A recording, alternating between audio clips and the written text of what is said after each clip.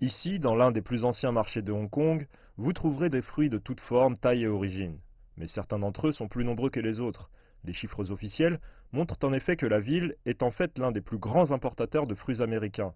Et une grande quantité de marchandises en provenance des États-Unis transitent par Hong Kong avant d'atteindre la partie continentale de Chine. Leo Chung dirige une entreprise de négoce de fruits avec sa femme.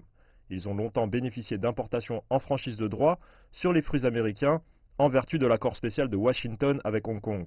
Mais ce temps est désormais révolu. Si je dois payer des droits pour desservir Hong Kong, je pense que l'impact sera minime. D'abord parce que les fruits américains sont parmi les plus qualitatifs au monde. Et aussi parce que les bons produits se distinguent sur n'importe quel marché de toute façon. L'impact sur l'offre américaine sera beaucoup plus important.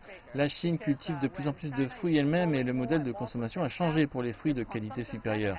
De sorte que cela aura plus d'impact pour les fournisseurs américains car toutes les entreprises de conditionnement et les fermes ne sont pas prêtes pour ça.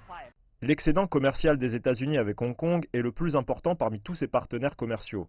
La nature des échanges se porte principalement sur l'alimentaire, avec le bœuf et le vin américain. Près de 1300 entreprises américaines et quelques 85 000 citoyens américains sont implantés à Hong Kong. Les visas et les investissements pourraient également être menacés, ce qui pourrait pousser les entreprises américaines à délocaliser avec un coût énorme.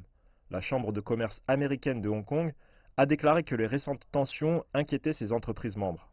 Nous avons besoin de beaucoup de détails sur la façon dont ce statut spécial va être défait. Il ne s'agit pas de simplement éteindre un interrupteur. Il y a tellement d'aspects de la relation entre les États-Unis et Hong Kong qui sont spéciaux. De fait, nous devons vraiment identifier comment cela va s'appliquer pour comprendre l'impact sur les entreprises.